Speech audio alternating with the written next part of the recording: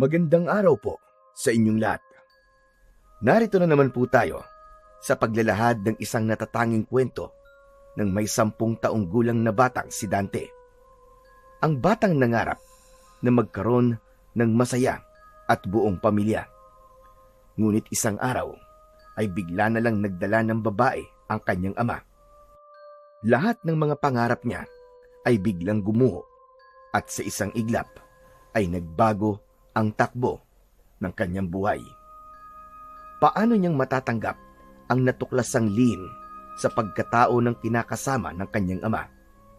Magagawa kaya niyang iligtas ang kanyang ama laban sa kampon ng kadiliman? Sama-sama po nating pakinggan ang buhay at pakikipagsapalaran ng batang si Dante sa pagharap niya sa kinakasamang kabit ng kanyang ama. Ngunit bago po ang lahat mga idol, huwag po nating kalimutan mag-subscribe at i-hit ang notification bell sa aking YouTube channel na The Voice Addict at Apong Isaak para sa mas marami pang makapigil hiningang kwentong aswang at katatakutan mula sa mundo ng kababalaghan. Umpisahan na po natin ang kwento. Hala no ba? Wag naman dyan. Nakikiliti kasi ako eh. Ganyan nga ang gusto ko eh. Yung maraming kiliti sa katawan at ang bango-bango pa. Huwag ka nang malikot. Naman eh. Ang kulit-kulit mo naman. Sigurado ka na bang dito na ako titira? Hindi ka ba nagbibiro, mahal ko? Baka kasi napipilitan ka lang dahil wala kang kasama tuwing gabi. Ano ka ba? Bakit naman ako mapipilitan lang? Gustong gusto kita. Mahal na mahal kita. Teka nga, ako na muna ang asikasuhin mo. Huwag na muna ang mga bagay na wala namang halaga. Ay nako, sige na nga. Ang lambing-lambing mo talaga, mahal ko. Kaya mahal na mahal kita eh. Napabalikwas ng bangon ang may 10 taong gulang na si Dante. Nagulat siya sa malakas na ingay ng katring gawa sa kawayan. Nagmumula yon sa kwarto ng kanyang ama na halos dingding lang ang pagitan ng kanilang silid. Kasunod ang matinis at tila nakikiliting boses ng babae. Nagmula yon sa loob ng kwarto ng kanyang mga magulang. Muli niyang pinakinggan ang lambingan at kilitian sa kabilang silid. Halos 2 taon na rin ang nakakalipas magmula ng mag-ibang bansa ang kanyang inang si Aling Danica bilang isang domestic helper sa bansa ng Israel. At kung umuwi man ito sa kanilang bahay, ay nagtatagal lang ito ng 1 linggo na parabang nagbabakasyon lang sa kanilang probinsya. At pagkatapos ay muling magpapaalam sa kanila para bumalik sa bansa ng Israel.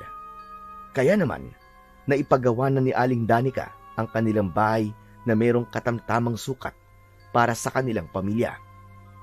Si Mang Roman naman, bilang isang minero, ay hindi na nagtuloy sa pagtatrabaho.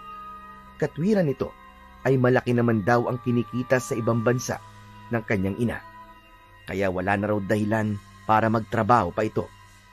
Alak, sugal at sigarilyo, lahat ay pinasok ng kanyang ama. Tila nagbalik ito sa pagiging buhay binata. Kahit alam ni Aling Danica ang pinaggagawa ni Mang Roman, ay mas pinipili na lamang nitong manahimik. Natatakot kasi si Aling Danica na masira ang kanilang pamilya.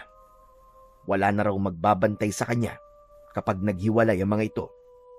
Pero ngayon, bumundol ang kaba sa kanyang dibdib dahil naisip niyang baka nakauwi na ang kanyang ina. Dala ng kasabikang makita si Aling Danica, mabilis siyang tumakbo palabas ng kanyang kwarto. Nilapitan niya ang bahagyang nakabukas na pinto ng silid nito at diretso siyang pumasok sa loob ng kwarto ni Mang Roman. Ngunit nabigla siya sa kanyang nadatnan. Tay! Sino po ang babaeng kasama nyo? Sino po siya, Tay? Magkasabay na nagulat ang dalawa nang marinig ang malakas na boses ni Dante. Kitang-kita niyang umalis sa ibabaw ng kanyang ama ang babaeng nagbalot ng kumot sa katawan. Nanlalaki ang mga mata ng babae at bakas sa mukha nito ang pagkadismaya sa biglang pagpasok niya sa silid ng mga ito. Mabuti na lang at medyo madilim ang loob ng kwarto, kaya't hindi niya masyadong maaninaw kung ano ang ginagawa ng mga ito. Alam niya rin na hindi yon ang kanyang ina. Umalingaw-ngaw ang galit na boses ni Mang Roman, sabay bato ng unan sa kanyang tiyan.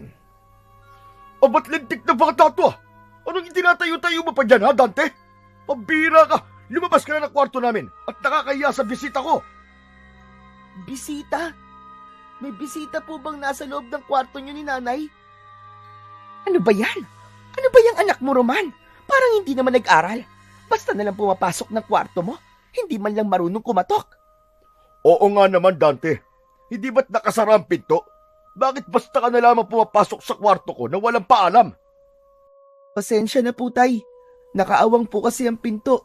Ang buong akala ko po dumating na po si nanay. Pero hindi po pala si nanay ang kasama nyo. Sino po siya, tay? Bakit po siya nandito? Huwag ka na nga maraming tanong. Lumabas ka na lang ng kwarto namin. Saka hindi na uuwi nanay mo. Kaya naghanap na ako ng kapalit niya. Ano ba? Hindi pa ba siya lalabas ng kwarto, Roman? Balak pa yatang panoorin tayo sa pag-aano natin Narinig mo naman yata, Dante, ang sinabi ni Sandra. Sige na, lumabas ka na at nakakaistorbo ka na. Anak ng... Sa susunod nga, mag-aral ka muna kumatok, ha, bago ka pumasok. Sayang lang ang natututunan mo sa eskwelahan Ginagamit mo lang sa kabastusan. Tama. Pahiya ka, no? Pero tay, ano po bang tawag sa ginagawa nyo? Hindi po ba't kayo po ang bastos at nakakahiya? Silid po nyo ni nanay ito, ngunit ipinapagamit nyo po sa ibang babae nyo. Tila naubos na ang pasensya ni Mang Roman at mabilis itong bumangon sa katre. Mabigat ang yabag ng paa nito na nilapitan siya at kinaladkad palabas ng kwarto. Dito niya napansin na walang saplot ang kanyang ama, kundi ang maliit na tela lang sa pang-ibaba nitong kasuotan. Para siyang pinagsakluban ng langit at lupa sa mga nakita. Hindi maipaliwanag ang sakit na gumuhit sa kanyang dibdib, lalo na nang bigla siya nitong pinagtaasan ng boses. Isinara na muna nito ang pintuan at mas sinigpitan ang pagkakakapit sa kanyang payat na braso. Nandidilat ang mga mata nitong dinuduro siya sa kanyang muka. Ikaw, ha? Itikom mo ang bibig mo kung ayaw mong tamaan ka sa akin na bata ka. Kapag nalaman to ng nanay mo, alam mo na kung ano magiging kapalit nito. Palalayasin kita rito sa bahay at hindi kita pakakainin. Naiintindihan mo ba?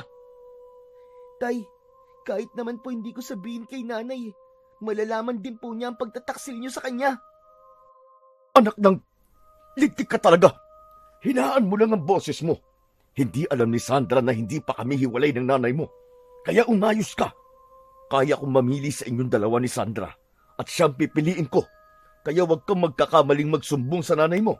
Kung hindi, palalayasin talaga kita dito. Hindi ako nagbibiro. Gagawin ko ang sinasabi ko.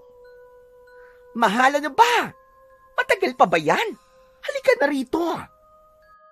Oo na, mahal ko. Susunod na ako. Sandali lang. Tila pinagtaasan ng balahibo sa katawan si Dante nang marinig niyang hindi na ang kanyang ina ang tinatawag nitong mahal ko. Parang may libo-libong kutsilyo na tumama sa kanyang dibdib at paulit-ulit siyang sinasaksak sa puso. Ang kaawa-awa niyang ina na nagpapakahirap sa ibang bansa at nagtitiis na malayo sa pamilya. Pagkatapos ngayon ay meron na palang kahati sa buhay ng kanyang ama. Tandaan mo ang sinabi ko, ha, Dante? Siya nga pala, magsaing ka na ng tanghalian natin. Damihan mo ang kanin. Malakas kumain si Sandra. Sige na, umalis ka na sa tapat ko. Sige na! Naramdaman niya ang daliri ni Mang Roman na bahagyang itinutulak ang kanyang balikat bilang pagtataboy sa kanya. Masiglang napangiti si Mang Roman nang pumasok ito sa pintuan ng kwarto nito. Bago nito tuluyang isinara ang pinto at sumilip pa ito sa kanya. Para bang pinapaalala nito na huwag niyang kalimutan ang mga sinabi nito. Kasabay ng paglapat ng pintuan sa silid, ang pagpatak ng masaganang luha sa kanyang mga mata. Nag-uumapaw ang galit niya para kay Mang Roman. Inisip niyang masakit sa kanya ang ginawa nitong panluloko kay Aling Danica. Ngunit alam niyang mas higit yun na mas masakit para sa kanyang ina. Buong araw na nagkulong si Dante sa loob ng kanyang kwarto. Hindi siya sumunod sa inuutos ng kanyang ama na magsaing muna ng tanghalian. Masamang-masama ang kanyang loob ng mga sandaling yon at ayaw niyang makita ang mukha ng babaeng ipinalit sa kanyang ina. Halos mabingi siya sa harutan at kilitian ng mga ito sa dating silid ng kanyang ina. Hindi rin siya makalabas ng bahay dahil natitiyak niyang laman ng usapan ng mga tao ang ginawa ni Mang Roman. Hindi magtatagal, sa pamamagitan ng sulat ay makakarating din sa kanyang ina ang tungkol sa ginagawa ng kanyang ama sa kanilang pamamahay. Maya-maya pa ay narinig niya ang malakas na boses ni Mang Roman. Galit na galit itong tinatawag ang pangalan niya, kasunod ng pagbagsak ng takip ng kaldero sa kusina. Dante! Dante, lika nga rito! Dante! Nagmamadali siyang lumabas ng kanyang silid at dahan-dahang lumapit sa kanyang ama. Nakahawak ito sa baywang habang matalim ang tingin sa kanya. Hindi na ito nakapaghintay na lumapit sa kanyang kinatatayuan at ito mismo ang humablot sa kanyang kamay. Pagkatapos ay hinawakan siya nito sa batok. Halos isubsub siya sa bibig ng kaldero nang makitang walang laman na kanin ang saingan nila ng bigas. Talaga bang nananadya ka, ha, Dante? Hindi ka pa rin nagsaing hanggang ngayon. Bakit po ba ako kailangan magluto ng kanin, Tay? Hindi po ba tungkulin ito ng bago niyong asawa? Dapat po, alam din po ng babae niyo kung paano magluto. Dante, tigilan mo ko ng mga ganyan-ganyan mo, ha? Kasalanan to ng nanay mo dahil mas inuna pa niyang ibang tao kesa sa pamilya niya. Walang kasalanan si Sandra, kaya umayos ka. Kaya niya po nagawa yun, Tay. Dahil po yung obligasyon niyo. Siya na po ang gumawa. Bakit po kayo nagkakaganyan, Tay? Ano po ba ang hinahanap niyo sa buhay? Tinatanong mo ko kung anong hinahanap ko sa buhay? Marami! Dahil hindi niya na nagagampanan ang obligasyon niya sa akin bilang asawa niya. Hindi mo ko naiintindihan dahil bata ka pa. Kaya sige na, ipagsaing mo na kami ni Sandra bago pa tuluyang uminit ang ulo ko sa'yo. Pasensya na po, Tay.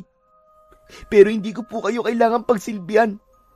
Hindi po ako natatakot na palayasin niyo sa pamamahay niyo. Pero hindi ko rin po matatanggap ang kabit niyo, Tay. Anong sabi mo? Ulitin mo ang sinabi mong lintik ka. Roman! Ano bang ingay yan? Pabayaan mo na nga ang anak mo. Ako na lang ang magluluto para sa'yo. Biglang sumingit sa usapan ang babaeng kalalabas lang ng silid ni Mang Roman. Lumapit ito sa kanyang ama, habang ang kamay ay malikot na humahaplos sa dibdib ng kanyang ama.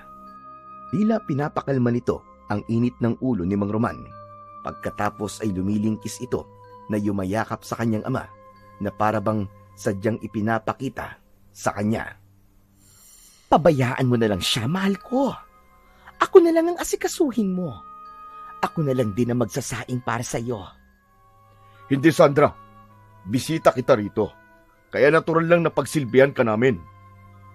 Mahal, bisita lang ba talaga ako rito? Sayang naman. Gusto ko naman natili sa bahay mo eh. Mahal naman. Sinasabi ko lang yun dahil gusto kong maramdaman mong prinsesa ka dito. Tay, tama na po. Tigilan niyo na po ang pagsasabi ng mahal sa babaeng yan. Hindi po siya ang asawa niyo. Humanap po kayo ng bahay na malilipatan niyo. Kay nanay po ang bahay na to. Dante, ipinapahiya mo na ako, ha? Baka gusto mo masaktan. Hindi ko po akalain na magagawa niyo to kay nanay, Tay. Mahal na mahal po niya tayo. Pero anong iginanti niyo? Nagdala po kayo ng ibang babae dito sa bahay. Matagal na kaming hiwalay ng nanay mo. Yan ang isaksak mo sa isip mo. Hindi po kayo hiwalay ni nanay. Nagsisinungaling lang po kayo. Halos sumiwalay ang kaluluwa ni Dante nang dumapo ang malakas na sampal ni Mang Roman sa kanyang pisngi. Pangalawang beses na siyang nasasaktan nito at hindi niya matanggap yon. Kaya naman, agad siyang tumakbo papalabas ng bahay habang sapu-sapo ang umiinit niyang pisngi. Tuluyan na siyang napahagulgul ng iyak habang mabilis ang kanyang takbo. Marami ang nakakita sa kanya nang lumabas siya ng bahay. Ang ilang mga kalalakihang mga tambay sa tapat ng tindahan ni Mang Isagani ay napapailing. Bakas sa mga mata ng mga ito ang awa para sa kanya. Kaya naman, imbis na mabawasan ang bigat na kanyang dinadala sa dibdib, ay tila mas lumalim pa yon na parabang gusto niya nang lumubog sa lupa at tuluyang maglao sa paningin ng mga taong nakarinig sa kanyang ama. Hindi niya namalayan na nakarating na pala siya sa gitnang kakahuyan sa tapat ng batis na madalas niyang pagtambayan. Doon ay malaya siyang napahagulgul ng iyak habang nakakuyom ang dalawang kamao. Naupo siya sa malaking bato at isinubsob ang muka sa dalawa niyang tuhod habang walang tigil sa pag-iyak. Habang nakayuko ay patuloy sa pag-iyak at hindi namalayan ni Dante na doon na rin siya nakatulog. Maraming masasayang panaginip kasama ng kanyang ina ang kanyang napanaginipan. Akala niya ay totoo, ngunit nagising na naman siya sa katotohanang malaki na ang ipinagbago ng kanyang ama. Wala na ang pag-asang pinapangarap na pamilya. Dahan-dahang napatayo si Dante at luminga sa paligid ng kakahuyan. Madilim na ang paligid at naririnig niya ang huni ng mga kuliglig. Malamig din ang simoy ng hangin na dumadampi sa kanyang balat. Mabigat ang kanyang loob habang nanakit ang kanyang pisngi. Bigla siyang natigilan nang makita ang isang anino na papalapit sa kanya. May dala itong lumang gasera na may malamlam na liwanag. Akala niya ay ang kanyang ama ang sumusundo sa kanya. Pero nagulat siyang si Mang Isagani, ang lalaking nagmamadaling lumapit sa kanyang kinatatayuan. Mang Isagani, ano pong ginagawa niyo rito? Hindi ko kasi matiis na hindi ka sundan dito eh. Kanina ka pang umalis at hindi ka pa bumabalik. Nag-aalala kung baka kung napano ka na. Ano ba nangyari? Bakit ka umiiyak kanina? Hindi mo nga ako napansin kanina nang tinawag kita eh. Pasensya na po kayo, Mang Isagani. Masama lang po talaga ang loob ko sa ginawa ni tatay. Teka, namumula yata ang pisngi mo. Sinaktan ka ba niya? Hindi po, Mang Isagani, hindi po. Huwag ka nang magsinungaling. Kitang-kita naman ang ebidensya eh. Teka, alam na ba ng nanay mo ang tungkol sa babae ng tatay mo? Aba, kalat na sa buong baryo ang pambababae ni Paring Roman. Kawawa naman si Maring Danica. Nagpapakahirap siya sa ibang bansa. Tapos ganito ang igaganti ng tatay mo. Nagulat nga rin po ako sa ginawa ni tatay, Mang Isagani eh. Para po kasing 25 taong gulang lang yung babae. Sandra po ang pangalan. Tagasaan naman daw yung babae ni Paring Roman? Hindi ko po alam, Mang Isagani eh. Hindi ko po naitanong. Mang Isagani, naaawa po talaga ako kay nanay. Hindi ko po alam kung ano po ang mararamdaman ni nanay kapag nakarating po to sa kanya. Ay nako, wala man lang ako magawa para mabawasan ang sama ng loob mo sa iyong ama. Hindi ka pa ba uuwi sa inyo? Madilim na ang paligid ah. Hindi pa po. Dito na lang po muna ako, Mang Isagani. Hindi ko pa po kayang humarap kay tatay eh. Gusto ko po munang mapag-isa. O sige, ikaw ang bahala. Kaya lang, masyado mapanganib ang lugar na to para sa'yo. Alam mo namang maraming mababangis na hayop dito sa gubat, di ba? Kaya makakabuting umuwi ka na lang muna sa inyo. Salamat po, Mang Isagani. Salamat po sa pagdamay sa akin. Wala yun. Ibinilin ka kasi sa akin ni Maring Danica. Nabantayan ka sa lahat ng oras. Hindi lang ako bumibisita sa inyo Dahil siloso ang tatay mo eh. Baka kung ano pa ang isipin niya sa akin. Sige po, uuwi na rin po ako agad kapag alam ko pong maayos na po ang pakiramdam ko. Salamat po uli. Kung ganun eh, ikaw na muna ang gumamit nito. Aalis na ako. Iniwan ni Mang Isagani ang hawak nitong lumang gasera sa katabi niyang upuan. Saka lang siya bumalik sa pagkakaupo at napapabuntong hiningang muling tumingin sa lagaslas ng tubig. Maya-maya pa ay bigla siyang napalingon sa kanyang likuran. Narinig niya ang malakas na kaluskos ng mga natutuyong dahon sa lupa. Kaya naman, napatayo siya at napalinga sa paligid. Bumundol ang kaba sa kanyang dibdib dahil sa pag-aalala. Kasunod ng paggalaw ng mga halaman sa kanyang paligid. Naalala niya ang bilin sa kanya ni Mang Isagani. Natataranta siyang dinampot ang lumang gasera sa tabi niya. Saka iwinasiwas sa ere ang ilaw at pilit na inaaninaw ang nilalang na tila nakamasid sa kanya. Sino yan? Sino yan? Magpakita ka! Alam ko nagtatago ka lang sa mga puno. Kung sino ka man, huwag mo naman akong takutin, oh. Wala siyang narinig na tugon mula sa madilim na bahagi ng kakawyan. Sa halip, mahinang ugik ng baboy ang naririnig niyang nasa unahan ng kanyang kinatatayuan. Maya-maya pa ay nakita niya ang isang malaking baboy ramo. Panay ang dukal nito sa lupa habang panay ang paghuni nito. Diyos ko, akala ko kung ano na. Baboy mo lang pala. Saka lang napalagay ang loob ni Dante nang matiyak na isa lamang yung baboy ramo.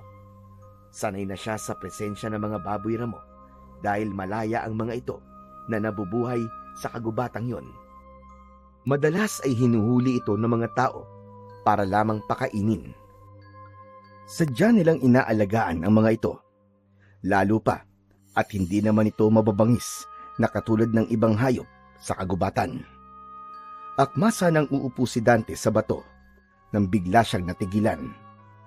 Ang simpleng tunog ng baboy ramo ay naging isang malakas na huni na parang umaangil na may garalgal na tono. Nangingintab ang itim nitong balahibo. Pulang-pula ang mga mata at may tila ngiti na hindi likas sa isang hayop.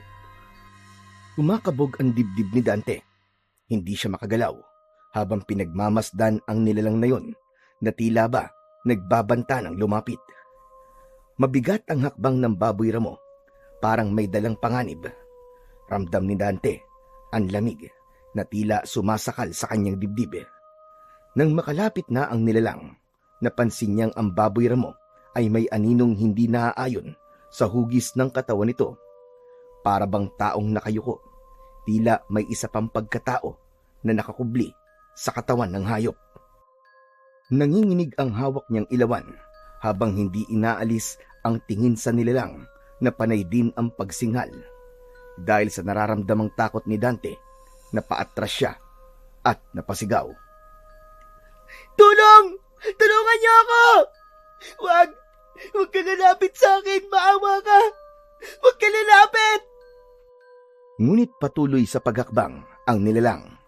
Ang tayong-tayo nitong balahibo na parang kasing tigas ng alambre ay mas lalong nagdulot sa kanya ng kilabot at pag-aalala.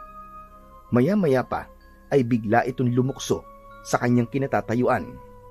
Tinamaan siya nito sa tiyan ng matigas nitong mga kuko sa paa. Kaya't bumagsak siya sa lupa kasabay ng pagbitaw din niya sa lumang gasera.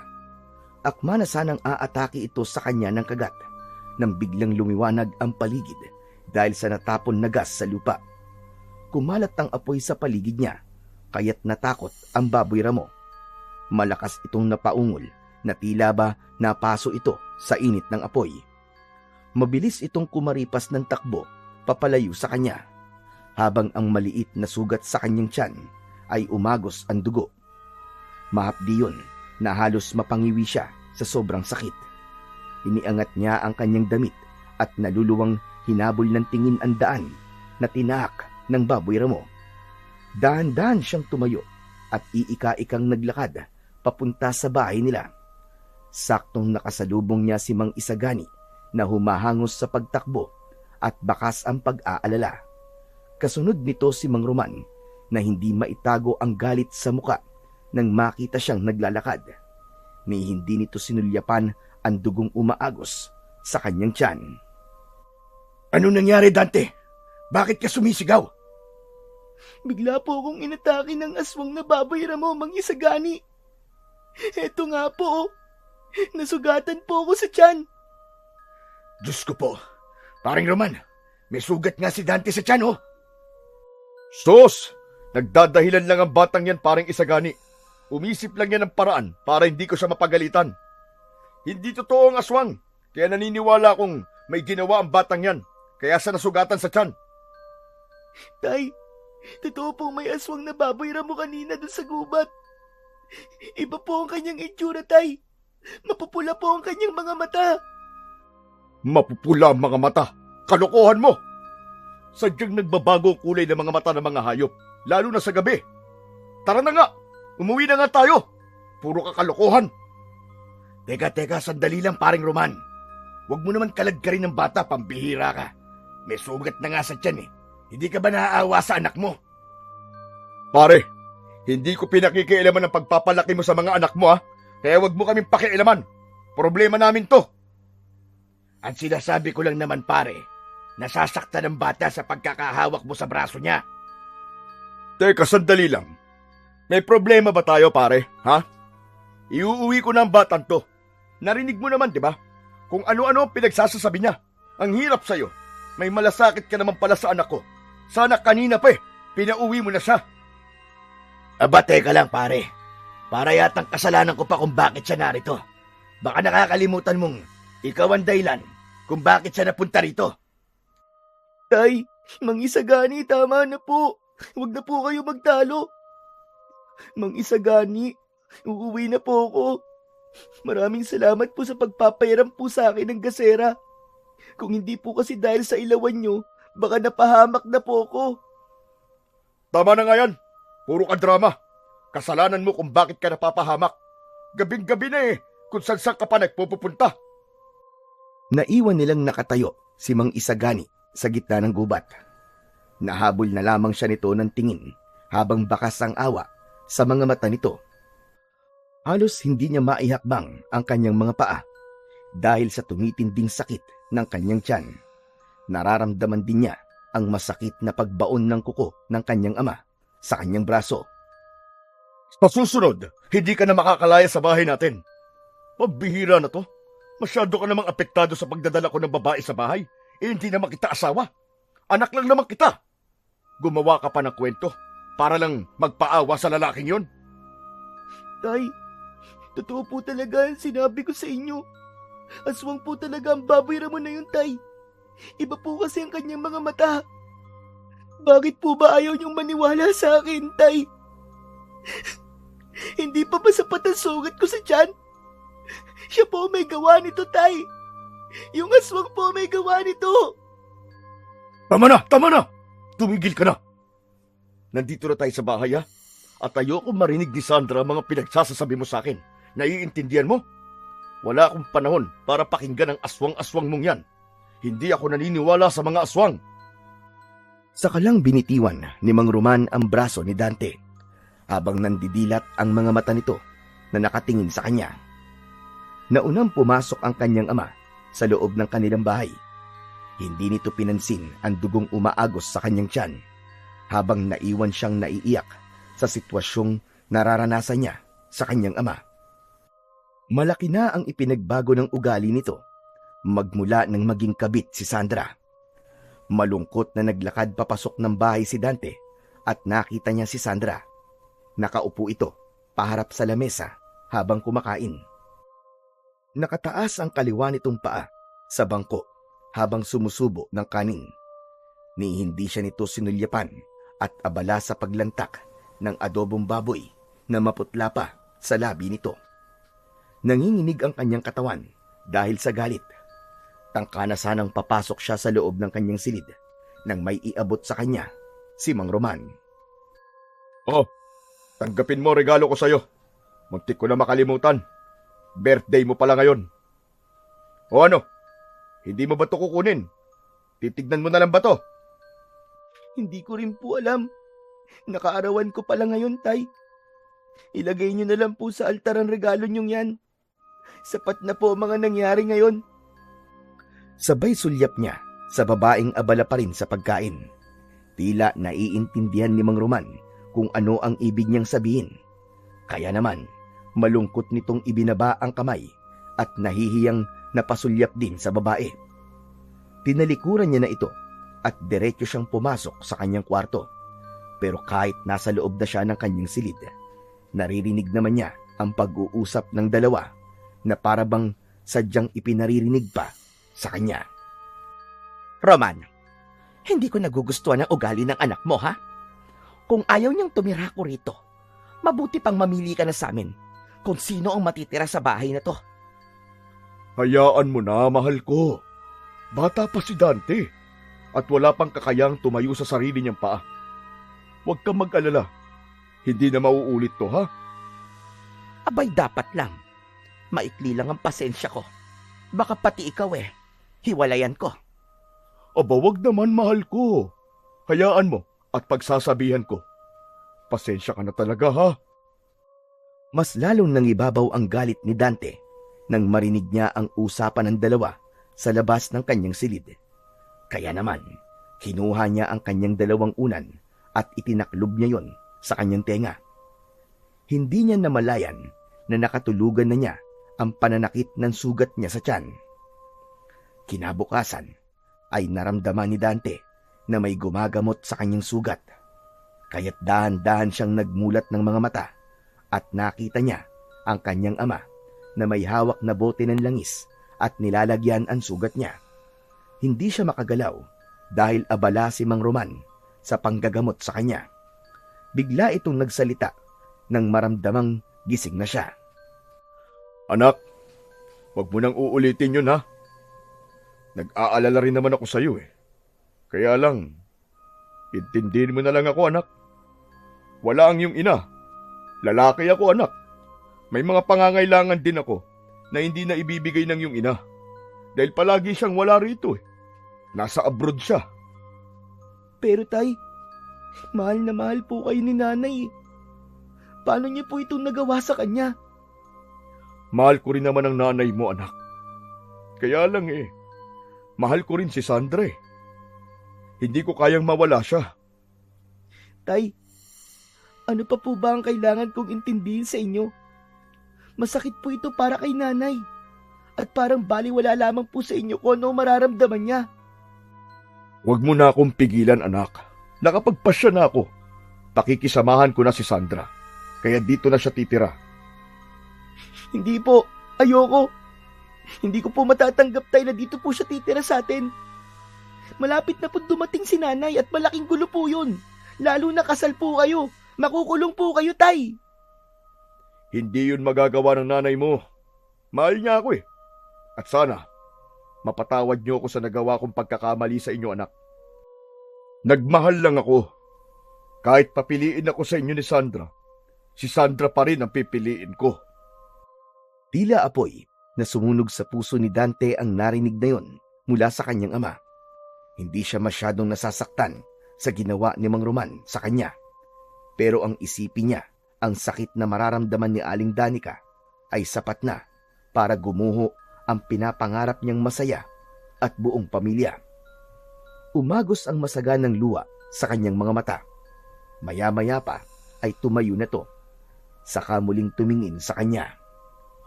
Huwag ka nang babalik sa gubat na yun, ha? Mabuti na lang at hindi masyado malalim ang sugat mo sa tiyan. Bumalik na ako, anak, sa trabaho ko bilang isang minero. Gusto kong sa sarili kong pinagpaguran, manggagaling ang ipapakain ko kay Sandra. Malapit na akong umalis. Panggabi ako sa trabaho. Ang gusto ko habang wala ako, pakisamahan mo mabuti si Sandra. Kayong dalawa lang ang magkasama rito sa bahay. At ayoko mababalitaan na nag-aaway kayong dalawa, ha? Hindi po akong kailangan makisama sa kanya, Tay. Dahil bahay po to ni Nanay. Ang kabit niyo po ang pagsabihan niyo. Salamat po pala sa paggamot sa sugat ko. Talaga bang Nakikipagmatigasan ka na sa akin, ha, Dante? Hindi ka ba talaga marunong mapakiusapan? Tay, hindi pa ba sapat sa inyo ang sakit na ginawa niyo sa amin ni nanay? Nagdala pa kayo ng babae niyo sa pamamahay niya at pagkatapos, pagsisilbihan namin siya rito na parang prinsesa. Hindi po maaari ang gusto niyo, Tay. At hindi niyo po ako mapipilit na pakisamahan ng kabit niyo. Hindi na muna natin pag-uusapan to. At hindi ako nagkulang ng pagpapaalala sa'yo. Baka dumating ang oras na hindi na ikaw ang nakatira sa bahay na to. Wala na po akong pakialam. Kung mas pinipili niyo po ang kabit niyo kaysa sa amin. Ang sa akin lang po, Tay. Hindi ko po kaya sikmurain ang pinagagawa niyo. Buhay pa po si nanay, Tay. Pero parang unti-unti niyo na siyang pinapatay. Kung may malilipatan lamang ako na ibang bahay, gagawin ko. Tagal na ako umalis sa pamamahay niyo. Ang pagdadala ng kabit niyo dito sa bahay ay palatandaan pong hindi niyo na kami kailangan. Tumigil ka na! Malapit na ako maubusan ng pasensya sa'yo, Dante. Kung ayaw mo masaktan, gawin mo na lang ang sinasabi ko. Nagulat si Dante sa malakas na boses na yon ng kanyang ama. Para itong nag-ibang tao nang makita niya ang nandidilat nitong mga mata. Hanggang sa tuluyang lumabas na ito ng silid niya. Hindi siya nakapagsalita. Pinigilan niya ang mapaluha habang nanginginig ang kanyang labi, dala ng tinitimpi niyang galit. Tama na ang isang araw niyang pagdadalamhati sa ginawa ng kanyang ama. Oras na para mag-isip siya ng paraan kung paano niya mapapaalis ang babae sa kanilang bahay. Nakuyom na lang niya ang kanyang mga kamao sa kadahan-dahang umupo sa kanyang katre. Naramdaman niya na umalis na ang kanyang ama at alam niyang bukas na ng umaga ang dating nito. Silang dalawa na lamang ni Sandra ang matitira sa bahay. Pagkakataon niya na yon para mapaalis ang babae. Bumangon siya sa kanyang higaan at paglabas niya ng kwarto ay hindi niya nakita si Sandra. Marahil ay nasa loob ito ng silid ng kanyang ama. Sa paglinga niya sa paligid, napansin niya ang regalong nakapatong sa altar. Nilapitan niya yon at kinuha sa kamatagal na tinitigan. Tinanggal niya ang balot nun at tumambad sa kanyang paningin ang kulay berdeng water gun na dati niya nang hinihiling noon sa kanyang ama. Malaki ang lagayan ng tubig nun at makapal ang plastik na bumabalot sa lagayan ng tubig. Kaya alam niyang mamahalin yon, ngunit mas nanaig sa kanya ang galit kaya hindi niya maramdaman ang saya habang hawak ang laruan. Dahil pakiramdam ni Dante na parang hindi siya nakakahinga sa bahay, naisipan niyang lumabas muna at tumambay sa tindahan ni Mang Isagani. Nakita niyang maraming mga tao ang nag-uumpukan sa tapat ng tindahan. Nagkwekwentuhan ang mga ito, ngunit nang lumapit siya ay biglang tumigil ang mga ito sa pagsasalita, habang ang iba naman ay umalis at pumasok sa kanilang bahay. Naramdaman kagad ni Dante na sila ang pinag-uusapan ng mga ito. Mabuti na lang at nagpaiwan si Mang Isagani, pati na ang dalawa nitong kasama na sina Mang Tino at Mang Kaloy. Mga kaibigan ito ng kanyang ama. Mang Isagani, saka ko na lang po babayaran yung gaserang nasira ko po, ha? Ay, nakong bata to. Huwag mo nang isipin yun. Marami naman akong gasera sa loob ng bahay eh. Teka, sandali lang. Kumusta na pala ang sugat mo sa tiyan? Okay na ba? Maayos na po kahit papano. Ginamot naman po ko ni tatay. Maya-maya pa ay sumingit sa usapan si Mang Kaloy. Nagtanong ito kung totoo nga ba raw na siya ay inatake ng aswang kagabi na anyong baboy ramo. Totoo po nangyaring yun, Mang Kaloy. Kaya ako naman po nalaman na aswang po ang baboy ramo ay dahil mapupula po ang kanyang mga mata. Saka inatake niya po ako gamit ang kanyang kuko. Kaya po ako nasugatan sa tiyan at nabasag ko po ang gasera ni Mang Isagani. Nagbulungan sina Mang Kaloy at Mang Tino. Pagkatapos, si Mang Tino naman ang nagsalita. Sinabi nito na ngayon lang sila nakarinig ng tungkol sa aswang na baboy ramo at wala naman daw nababalita ang inatake ng aswang sa lugar nila. Kaya naman, si Mang Isagani naman ang nagsalita. Naniniwala akong may aswang sa baryong to. Kung hindi ko narinig ang sigaw ni Dante kagabi, baka kung napano na siya sa gubat. Mabuti na lang at ng mga oras na yon ay nakasalubong ko si Roman at hinahanap niya si Dante. Ang natatandaan ko aswang awok ang tawag sa mga ganung uri ng aswang. Ano po, Mang Isagani? Aswang awok? Ano pong klaseng nilalang yun, Mang Isagani? Aswang awok. Sila ang mga nilalang na kilala sa kakayahang magpalit ng anyo bilang isang malaking itim na baboy o baboy ramo. Karaniwan itong inilalarawan bilang mabangis at malakas tuwing gabi, lalo na kapag kabilugan ng buwan. Ayon sa mga paniniwala ang awok ay hindi basta-basta nakikilala sa araw dahil ito ay nag-aanyong karaniwang tao. Ngunit sa gabi, ito ay nagiging isang nilalang na hayok sa laman loob at dugo ng tao. Isa ito sa mga kinatatakutang anyo ng aswang sa mga kwentong bayan, lalo na sa mga probinsyang tulad natin, kung saan malakas pa rin ang paniniwala sa mga nilalang ng dilim. May mga kwento ring nagsasabing ang awok ay maaaring likha ng mas makapangyarihang aswang, gaya ng bangkilan, sa pamamagitan ng pagsalin ng itim na perlas mula sa kanilang bibig patungo sa bibig ng taong nais nilang gawing aswang. Sumagot naman si Mang Kaloy na napatayo pa sa harap ni Dante.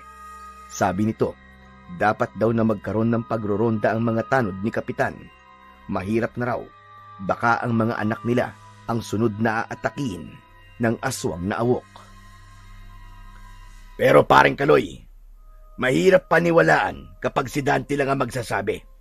Wala pa naman tayong matibay na ebidensyang may aswang awok nga sa baryo natin. Maiba ko nga palang usapan natin, Dante. Kumusta naman ang kabit ng tatay mo? Nabalitaan kong nakarating na raw kay Maring Danica ang ginawa ni paring Roman. Abay, hindi na talaga nag-isip ano? Hindi ba niya alam na pwede siyang ipakulong ni Maring Danica? Lalo na sa bahay niyo pa mismo nakatira. Wala na po akong magagawa, Mang Isagani. Kinausap na po ako ni tatay. Kapag nagpumilit pa raw po ako sa gusto ko at pigilan siya, palalayasin daw po niya ako sa bahay. Abat, tinamaan ng lintik. Hindi ako makapaniwala. Ipagpapalit niya ang mag-ina niya sa pesting kalaguyo niya. Hindi ba niya alam na kaya tayo nag-aasaway para magkaroon ng anak? Diyos ko, may ganun talagang tatay na hindi alam kung ano ang halaga ng isang pamilya.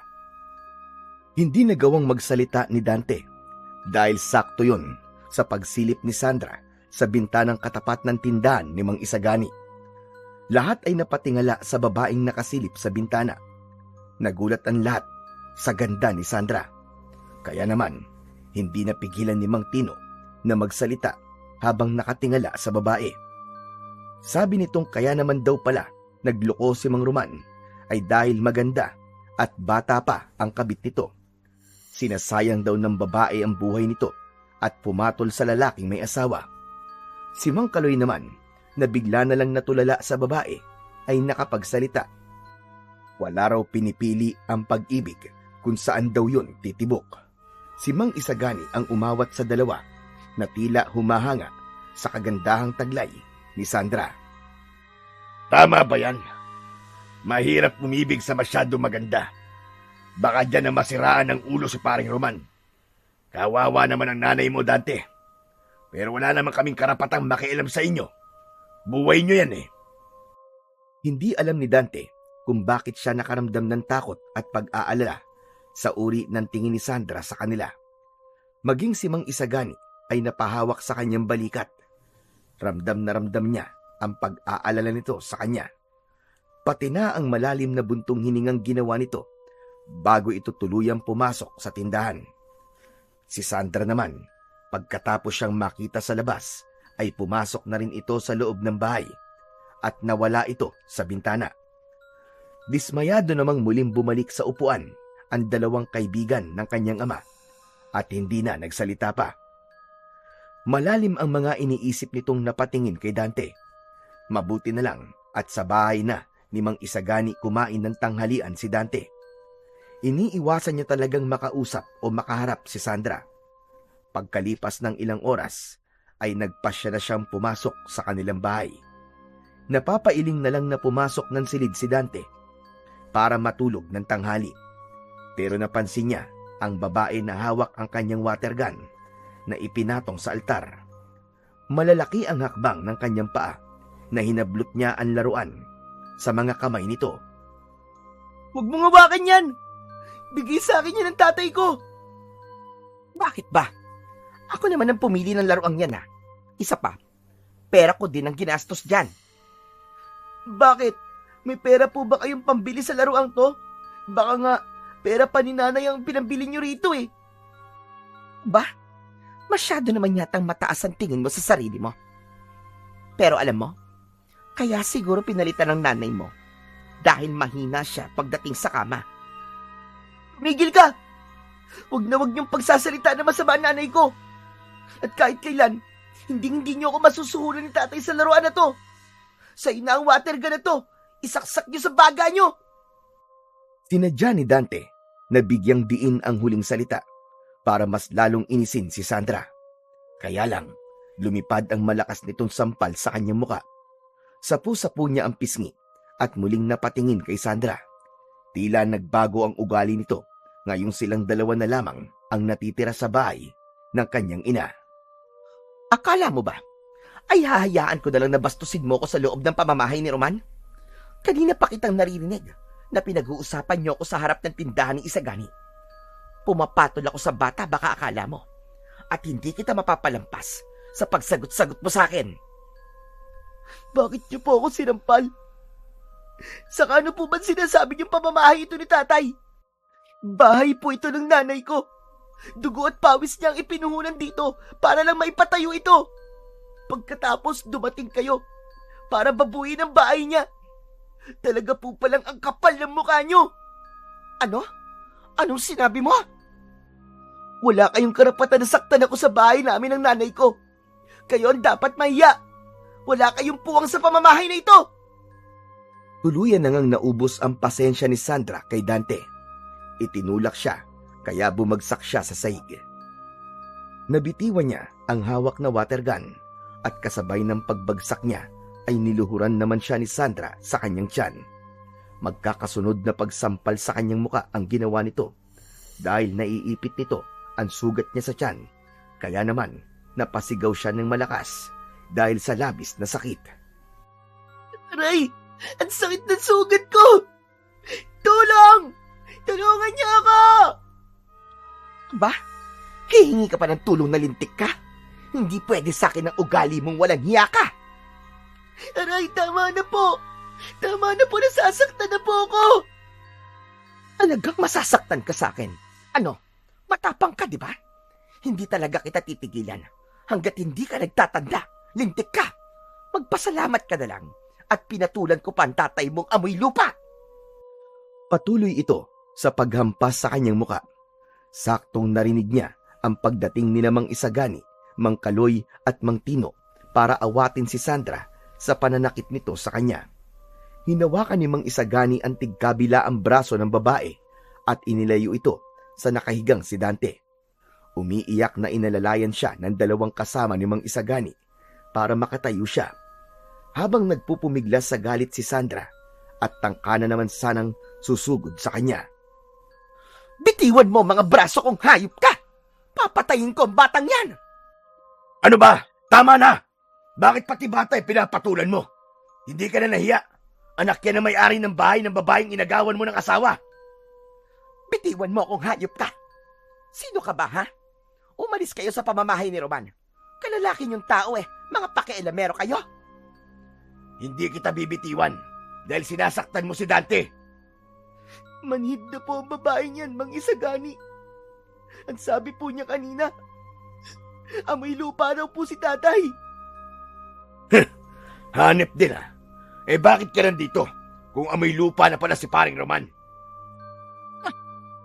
Pagsisisihan niyo ito. Tandaan niyo yan. Lalo na kayong dalawang humahawak sa braso ng batang yan. Akala ba ninyo ay hindi ko kayo naririnig kanina? Ako ang pinag-uusapan niyo. Makakarating to kay Roman. Pinagkakaisahan niyo akong lahat. Huwag na po kayo magpakampi kay tatay. Yan lang naman ang kaya niyong gawin eh. At siraan ang mga nananahimik na tao rito. Pero teka, sandali lang. Paano mo narinig ang usapan namin sa tindahan ni Mang Isagani? Malayo yun. Malakas na iwinaksi ni Sandra ang kamay ni Mang Isagani na pumipigil sa kamay nito. Saka iniba ang usapan at lumayo sa kanilang apat. Paano hindi ko maririnig ang mga usapan nyo? Ang lalakas ng mga bunganga nyo. Bakit? Tama naman ako, di ba? Ako ang pinag-uusapan nyo. Kaya humanda kayo sa pagdating ni Roman. Pinagkakaisahan nyo ako rito. Palibasa, tuta kayo ng babaeng yon. Tama na po, Aling Sandra. Nanay ko po ang biktima rito. Kaya wag po kayong umastang parang kayo ang apektado rito at kayo ang naaapi. Malapit na dumating si nanay at ihanda nyo po ang paliwanag nyo. Malapit na rin dumating dito si Roman at ikaw ang humanda sa kanya. Hindi ako natatakot sa banta mo. Magsama-sama pa kayong lahat. Kasama ng nanay mo. Tila wala nang nagawa si Dante nang pumasok sa silid nito si Sandra. Naiwan silang lahat na natitigilan at hindi makapaniwalang magagawa yon ni Sandra. Naramdaman niya ang paglapit ni Mang Isagani, maging ang dalawa pa nitong mga kasama. Inilalayan siya ng mga ito na makaupo siya sa bangko sa harap ng altar. Kahit paano ay naramdaman niyang hindi siya nag-iisa sa bahay na yon. Ganito, ang mabuti pa Dante, sa bahay ka na muna magpalipas ng umaga. Pagdating ni paring Roman, saka ka na lang umuwi. Hindi na po, Mang Isagani. Ayoko pong madamay pa kayo sa gulo ng pamilya ko. Magpapahinga na lamang po muna ako sa loob ng kwarto ko. Hindi mo ba gagamutin ang sugat mo sa labi? Hindi na po, Mang Isagani. Malayo naman po to sa bituka eh. Napapangiting tumango si Mang Isagani habang naglakad papalabas ng kanilang bahay. Sina Mang Kaloy naman at Mang Tino ay nagparinig ng salita sa babae na masama raw ang ugali ng babaeng kinakasama ng kanyang ama. Ngunit wala nang tugon mula kay Sandra ang narinig mula sa silid nito. Maya-maya pa ay nagpaalam na ang mga ito na umalis. Sinamahan niya ito hanggang sa labas ng bahay. Naiwan si Dante na nakatayo sa pintuan. Sa kanya ipinasyang pumasok sa loob ng kanyang silid. Dala ng matinding pananakit ng kanyang sugat, ay hindi niya namalayan kung paano siyang nakatulog. Napabalikwas na lang siya ng bangon nang marinig niya ang huni ng baboy ramo sa labas ng kanyang bintana. Nakalimutan niyang sarahan yun bago siya natulog kanina. Nakita niyang madilim na ang paligid at maliwanag ang sikat ng buwan. Ngunit wala pa rin ang kanyang ama. Parang nakaramdam siya ng pag-iisa nang maisip na palagi nang aalis ang kanyang ama dahil sa muling pagbabalik nito sa trabaho. Akma na sanang isasara niya ang bintana nang bigla siyang nilukso ng kakaibang nilalang na sumilip sa kanyang bintana. Nabitiwan niya ang tukod ng bintana at napasiksik sa dingding. Pilit na sinisira ng baboy ramo ang dingding niya sa likod ng kwarto. Nakaharap ang kanyang bintana sa kakawyan, kaya makakatakas kagad ang aswang na awok sa oras na mapansin ito ng mga tao. Hindi siya makasigaw dahil ayaw niyang humingi ng tulong sa babae ng kanyang ama. Lumayo ka! Umalis ka sa tapat ng bintana ako! Kung ayaw mo masaktan, lumayo ka dyan! Ngunit hindi natinag ang baboy ramo na may mapupulang mga mata. Kaya naman, lumabas siya ng kanyang silid at tumakbo sa kusina para kumuha ng asin. Ngunit pagbalik naman niya ay wala na ito. Halos manlaki ang kanyang mga mata dahil ang iniwan ito sa tapat ng kanyang bintana ay ang putol na paa ng isang tao. Sariwa pa ang dugo na tumutulo roon. Indikasyong bago lang ang paa na yon. Nanginginig ang kanyang kamay na napasigaw. Kasunod naman ng pagkakagulo ng mga tao sa tindahan ni Mang Isagani. Malalakas ang sigawan na kailangan daw dalhin sa ospital si Mang Tino at inatake raw ito ng aswang na awok. Kaya't napataklob siya ng palad sa kanyang bibig at dali-dalin tumakbo papunta sa labas ng bahay para humingi ng tulong kay Mang Isagani. Kaya nalaman niyang malubha ang lagay ni Mang Tino. Diyos ko, kay Mang Tino pala ang paa sa tapat ng bintana ko. Mang Isagani, ang kaputol po ng paa ni Mang Tino nasa tapat po ng bintana ng kwarto ko. Iniwan po ng aswang na awok sa lupa. Nakita ko po ang nilalang na umatake kay Mang Tino. Mang Isagani, may aswang po talaga sa baryo natin.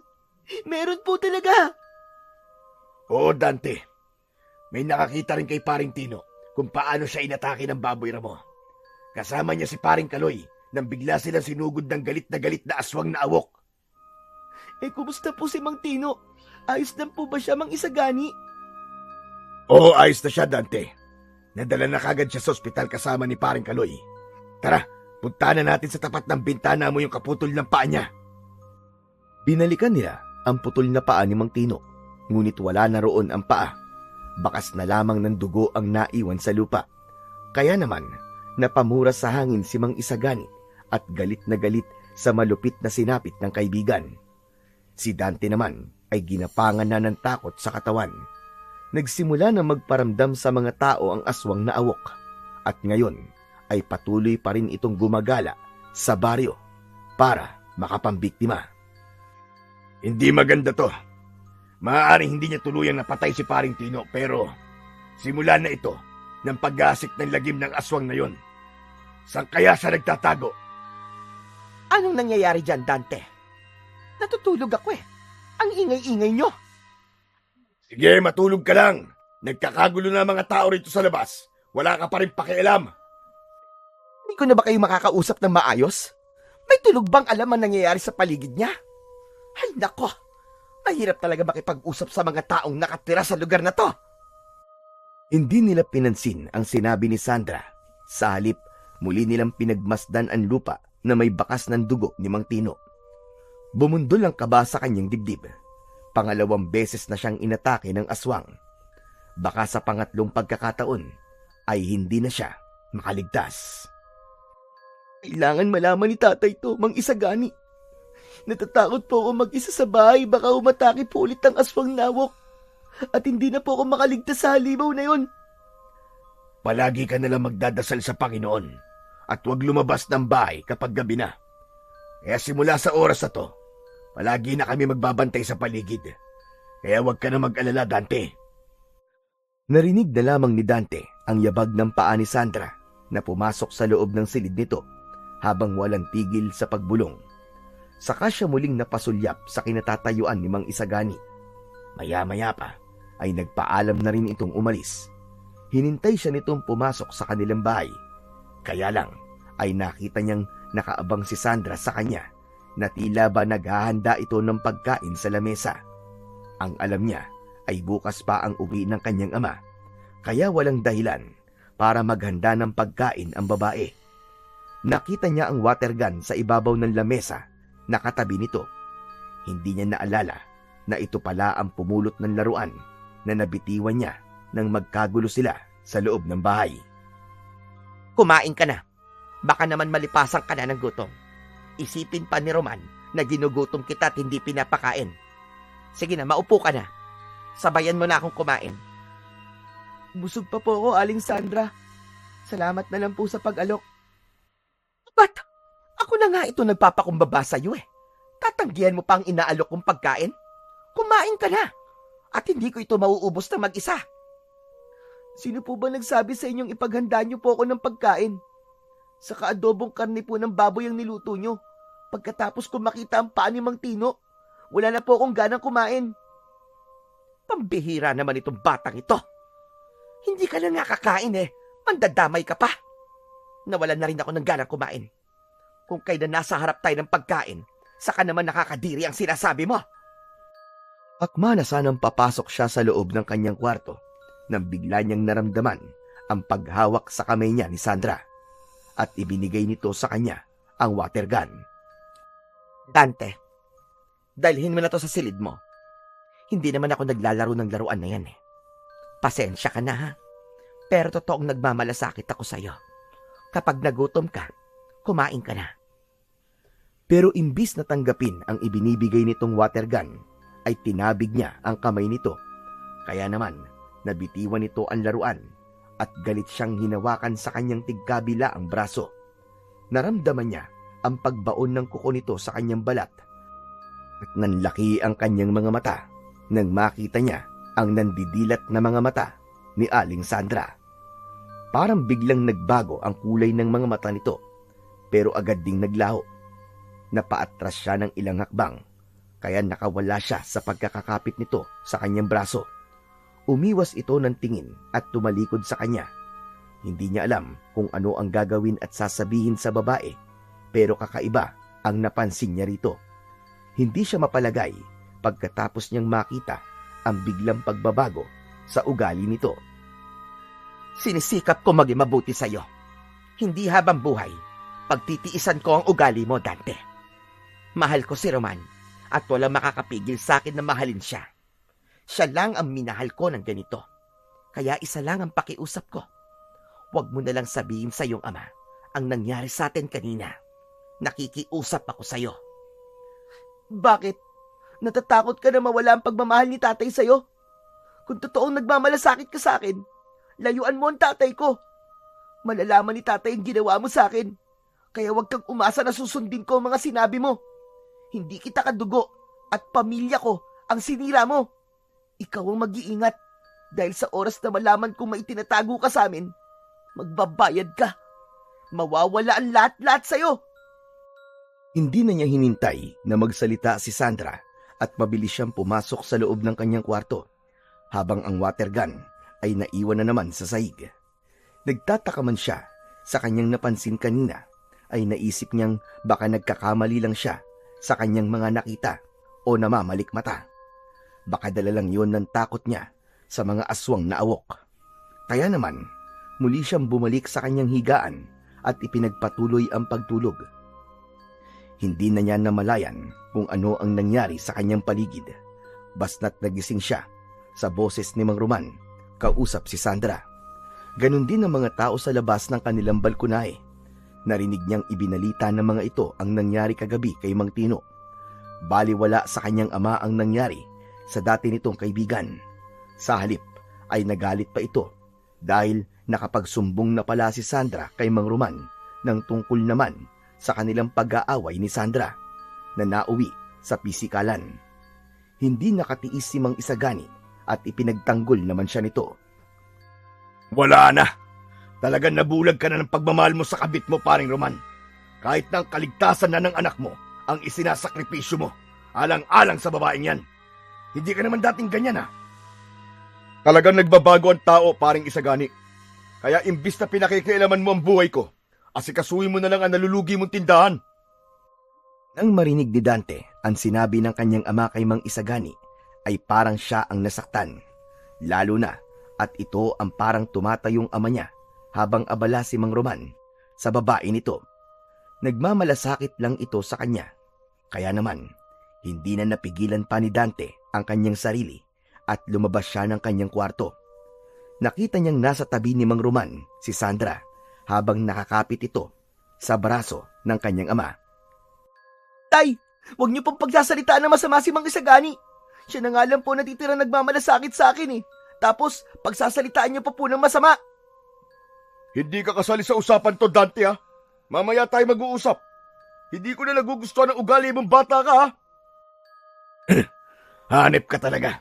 Pagkatapos ng pambubugbog ng asawa mong hilaw kay Dante, ngayon naman, ikaw naman ang mananakit sa kanya. Baka magulat ka na lang isang araw para nang dikya ang katawan ng anak mo dahil bugbog sarado na ninyong dalawa. Mahal ko, hindi ko binugbog si Dante. Nasaktan lang talaga ako sa sinabi niya kaya nasampal ko siya. Ayos ka din, no? Sampal lang ba talaga, Sandra?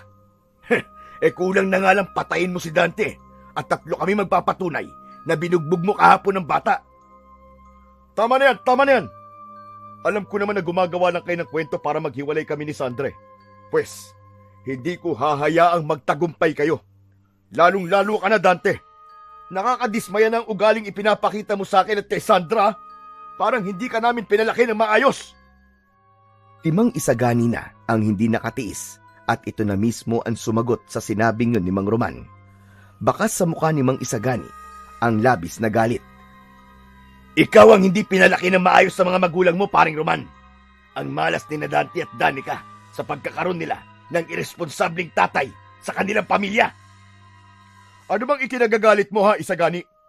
Hindi ko talaga maintindihan, pare, kung bakit nagagalit ka sa akin. May gusto ka ba sa asawa ko, ha? Oo, may gusto ko sa kanya. At hindi ko lang siya gusto. Dahil minahal ko siya. Pagmamahal na pilit na hinahanap sa'yo.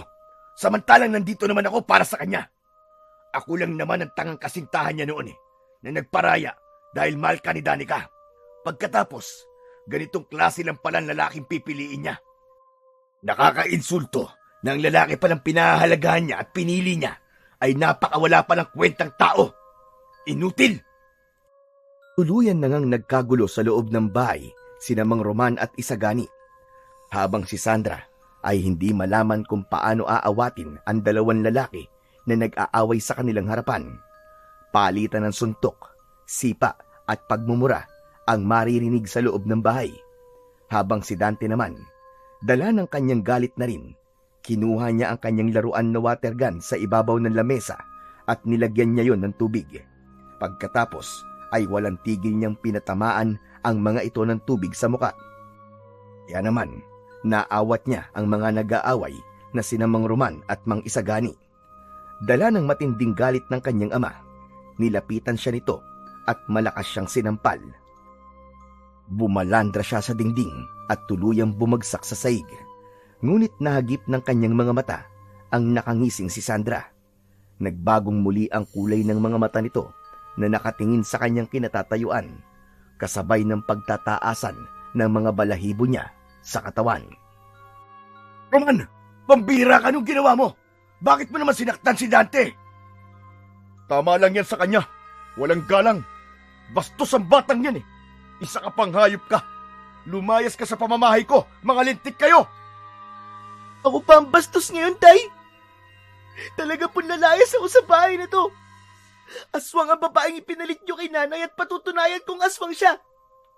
Nakita ko, kakaiba ang mga mata niya. At magmula nang dumating ang babae niya sa baryong to, sunod-sunod na ang pag-atake ng aswang na awok. Kung ano-ano na lamang ang binibintang mo kay Sandra, para ikaw ang paniwalaan ko. Hindi ako naniniwala sa mga sinasabi niyo. Aswang-aswang.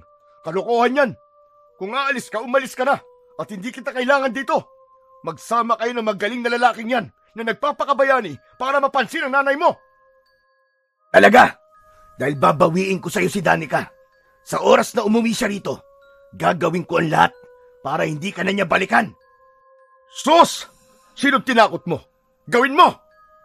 Sige na, makakaalis na kayo. At isama mo na ang hayop na batang ito. Baka mabasag ko lang ang water gun sa pagmumukha ng batang yan. Sige na, umalis na kayo. Mga walang kwenta, mga buwisit. Tandaan niyo po ang araw na to, Tay. Hindi ko po kayo mapapatawad. Tandaan niyo po yan. Tama na. Walang epekto sa akin na sinasabi mo. Total, nagampanan ko naman ang pagiging tatay ko sa'yo. Sige na, umalis ka na rito. Lumayas ka. Hindi na hinintay pa na marinig ni Dante ang iba pang sasabihin ng kanyang ama. Mabilis siyang tumakbo sa labas ng kanilang bahay. Nilampasan din niya ang nakatayong si Mang Kaloy at Mang Isagani. Hindi niya pinansin ang malamig na hangin, pati na ang mga batong tumatama sa kanyang walang sapin na paa, habang tinatahak ang mainit na mabatong kalsada papunta sa batis na madalas niyang tambayan. Habang tumatakbo, damang-dama niya ang halo-halong takot, lungkot at galit. Para bang ang bawat hakbang ay pakikipaglaban sa mundo na hindi kailanman naging patas para sa kanya. Umuugong pa rin sa kanyang tenga ang huling salita ng kanyang ama. Mga salitang mas masakit pa pala sa palo o sampal. Sa gitna ng kagubatan, patuloy siyang tumakbo. Sa bawat patak ng mga luha sa kanyang mga mata ay naiisip niya ang kanyang ina. Pagkalipas ng ilang minutong pagtakbo, ay narating na niya ang gilid ng ilog. Sakto naman na nadala niya ang kanyang laruan, kaya may pagkakataon siyang libangin ang kanyang sarili. ni hindi niya naalala na mapanganib ang gubat na yon dahil madalas na paglabasan yon ng mga aswang na awok sa lugar na yon. Pero wala na siyang ibang mapupuntahan. Hindi na rin siya babalik sa kanyang ama. Sinadya niyang magpagabi sa gubat dahil balak na niyang magpakamatay sa pamamagitan ng aswang na magtatangka sa kanyang buhay. Hahayaan na rin niya na lapain siya ng mga mababangis na hayop sa gubat. Wala na siyang pakialam sa buhay niya. Tuluyang nawala na ang pagpapahalaga niya sa kanyang sarili. Mabigat na ang kanyang dibdib dahil sa mga problemang sumusubok sa kanya. Tila nawalan na ng pag-asa si Dante at parang naghihintay na lamang siya sa pagdating ng aswang. Habang patuloy na nililibang ang sarili gamit ang water gun. Patawarin niyo po ako, Panginoon ko. Pero ayoko na. Pagod na po ako. Gusto ko na pong mamatay. Pakiramdam ko po, wala naman pong nagmamahal sa akin eh. Sa kabila ng kanyang pag-iyak, ay tila walang nakakarinig sa kanya. Masama ang kanyang loob, ngunit wala namang nakakaalam nun. Kaya mas lalong naging sarado ang isip ni Dante na ang binabalak niyang pagpapakamatay ang tanging solusyon sa kanyang mga problema. Ilang oras ang lumipas habang nakaupo siya sa ilalim ng puno ay kumalat ang dilim sa paligid. Umaasa siyang hahanapin siya ng kanyang ama. Kagaya ng ginawa nito nung minsang naglaya siya. Ngunit ni bakas ng paa ng kanyang ama ay hindi niya nakita. Sa halip, ang tumatakbong sinamang Isagani at Mangkaloy ang nakita niyang papalapit sa kanya. Takot na takot ang mga ito na akala niya ay nag-aalala para sa kanya. Tumayo siya para salubungin ang dalawa, ngunit nang makita niyang may nilalang na nakasunod sa mga ito, ay natigilan din siya sa kanyang kinatatayuan. Dante, takbo na! Hinahabol kami ng aswang na awok! Takbo, Dante! Takbo! Hindi na nag-aksaya pa ng oras si Dante. Matapang niyang hinarap ang aswang dahil yun naman talaga ang balak niya.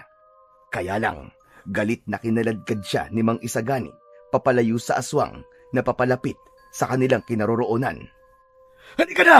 Ano bang ginagawa mo? Papatayin ka ng aswang na yan! Tuluyan na ngang naabutan sila ng aswang na awok at dala ng labis na pagkabigla, si Mang Kaloy ang naabutan ng aswang. Walang awa nitong kinagat sa binti si Mang Kaloy. Halos magsisisigaw ito sa sobrang sakit dahil sa napunit nitong laman sa binti. Iwinasiwas pa ng nilalang ang ulo nito, kaya nadala si Mang Kaloy sa lakas ng pagkakawasiwas ng aswang na awok.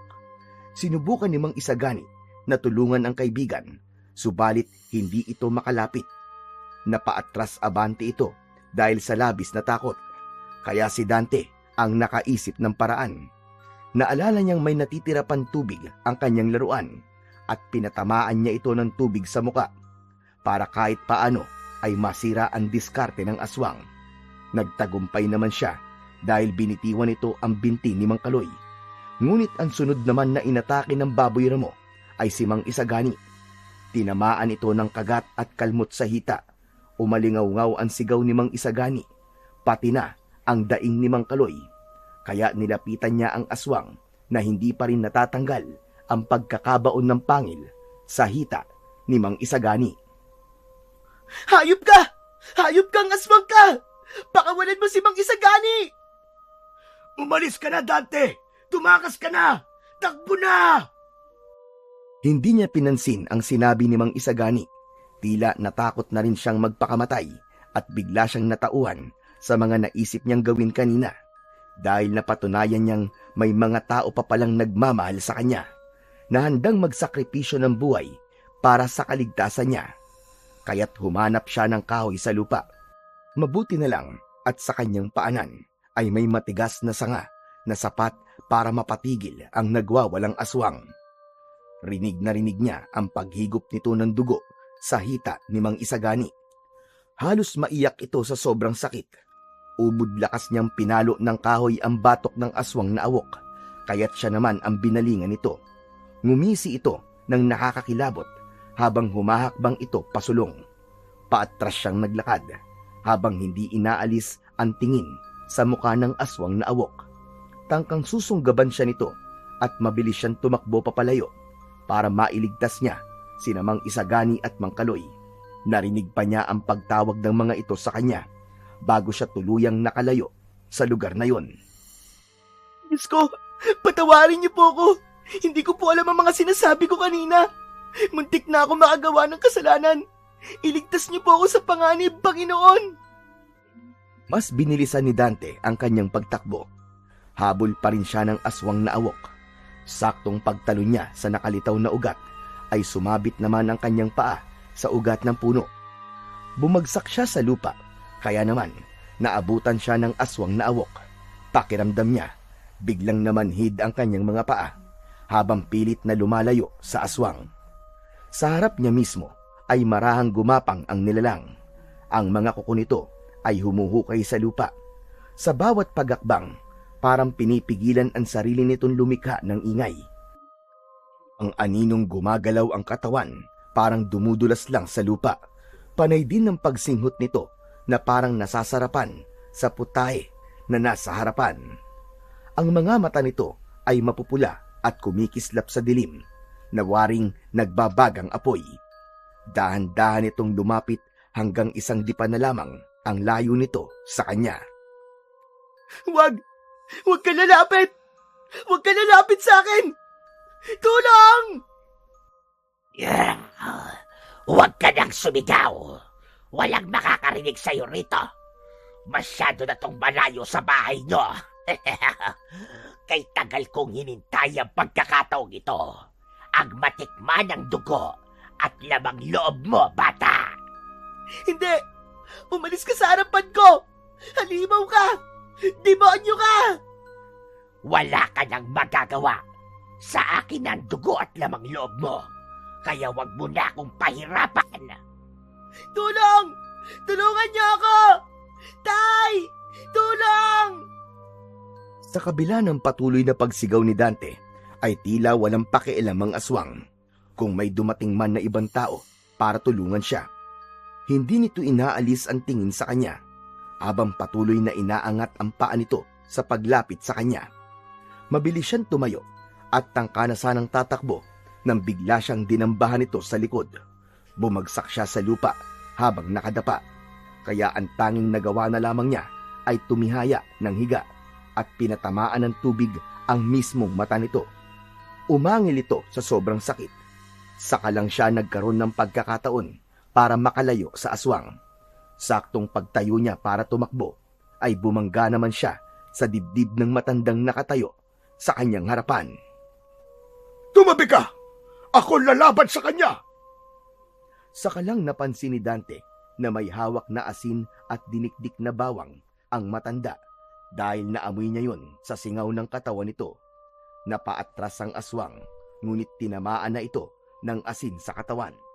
Nakita niyang umuusok ang balat nito, kasabay ng pagtakbo nito ng mabilis, papalayo sa kanilang kinaroroonan. Naramdaman niya ang sugat sa kanyang likod, mula sa bumaon na kuko ng aswang. Ayos ka na ba, iyo? Ano bang ginagawa mo sa gubat na to? At madalas kang tumatambay rito? Lolo, nagpapalipas lang po ako ng sama ng loob. Marami pong salamat sa pagkakaligtas niyo po sa buhay ko. Huwag kang magpasalamat dahil nailigtas kita ngayon. Dahil ikaw talaga ang puntirya ng aswang na awok. Halika, sumama ka sa akin. Masyadong mapanganib ang gubat na ito para sa'yo dahil may bahid ng dugo ang sugat mo. Pero Lo, may mga kasama po ako naiwan sa gubat na to. Kailangan din po nila ng tulong. Mag-alala sa kanila dahil malakas ang kutob kong nadamay lang sila. Kung talagang balak ng aswang na awok na patayin ang dalawang kasama mo, natitiyak kong sa leeg sila nito kagad aatakihin. Sigurado po ba kayong walang mangyayaring masama sa kanila? Pero may sugat din po sila. Ligtas sila kung magagamot kagad. Pero sa hawa ng pagiging aswang, hindi ko alam kung paano sila makakaligtas. Dahil kailangan mo nang mapatay ang aswang na awok para gamutin ang kanilang mga sugat at hawa. Ngunit ngayon, Mas mahalagang madala muna kita sa ligtas na lugar. May mga bagay na kailangan tayong pag-usapan tungkol sa mga awok. Wala nang nagawa si Dante, kundi ang sumunod sa matanda. Hindi na nila narinig ang pag-angil ng aswang at tila natakot na ito sa matandang lalaki na tumulong sa kanya. Ilang minuto lang ang kanilang ginugol sa paglalakad at narating na nila kagad ang maliit na kubo na gawa sa pawid at kawayan. Mabilis na binuksan ng matanda ang bahay nito at kagad na pumasok sa loob ng kusina para kumuha ng panggamot sa kanyang mga sugat. Hindi pa man tuluyang humihilom ang dating sugat niya sa tiyan. Ngayon naman ay meron na namang kasunod. Maupo ka na muna dyan sa bangkito, iyo. Lolo, mawalang galang na po. Sino po ba kayo? Ako si Lolo Turing. Albularyo ko na nakakaalam sa mga aswang na awok. Saglit lang at ihahanda ko lang ang langis na ilalagay ko sa binti mo. Kailangan nating magmadali para makabalik ka sa bahay nyo. Hindi na po kailangan, Lolo Turing. Kabilugan ng buwan ngayon at malakas ang kutob kong. Ngayon ang pagpapalit balat ng aswang na awok.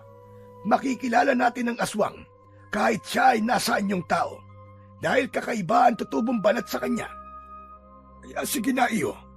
Mamaya na natin pag-usapan ang mga tanong mo. Ang kailangan natin ay makabalik kagad sa bahay mo.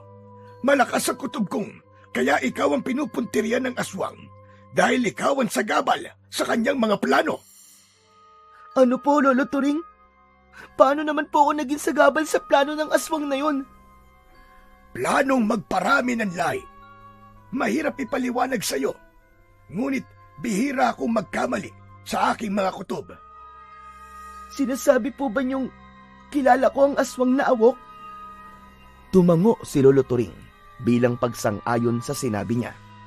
Hindi niya maipaliwanag ang kaba sa kanyang dibdib, lalo na at unti-unti niyang nauunawaan kung bakit naisip ni Lolo Turing na kilala niya ang awok. Idagdag pa ang minsang napansin niya sa mga mata ni Sandra. Kaya naman, pagkatapos siyang gamutin ni Lolo Turing, ay tumayo siya para magpasama sa matanda. Maganda na muna tayo ng mga kakailanganin natin. Mabuti na lang. At kahit hinabol ka ng aswang na awok, ay hindi mo nabitiwan ang water gun na yan. Malaki ang may tutulong ng laruan mo na yan sa ibibigay ko sa'yo. Muling pumasok sa kusina si Lolo Turing at kumuha ito ng maraming bawang, sili at tubig na nakalagay sa galon na kulay puti. Ang mga dinikdik na bawang ay pinagsama-sama ng matanda sa galon at inihalo yun sa tubig, saka ibinuo sa lagayan ng tubig ng kanyang baril-barilan. Lolo Turing, ano pong gagawin natin sa laruan ko? Saka bakit nilalagyan niyo po ng bawang? Pangontra ito sa aswang na awok. Mapapatay natin siya sa pamamagitan ng tubig na to. Patatamaan mo ang katawan niya at makakaramdam siya ng walang kapantay na sakit sa balat dahil unti-unti siyang susunugin ng tubig. Kailangan mong maging matapang dahil natitiyak kong mamayang hating gabi mangyayari na ang inaasam ng aswang. Lolo Turing, bakit niyo po ako tinutulungan? Kahit ngayon lang naman po tayo nagkita. Meron akong sariling dahilan, iyo. Kaya tara na, umalis na tayo rito. Malalaki ang hakbang ng mga paa na nagmamadaling naglakad ang dalawa papunta sa bahay ni Dante. Nadaanan din nila ang lugar kung saan inatake ng aswang sinamang Isagani at Mangkaloy. Kaya pala ang lahat ng tumutulong sa kanya ay sinasaktan ng aswang ay dahil siya ang gusto nitong patayin. Dala ang water gun ay galit na galit si Dante na nakakuyom ang kamao.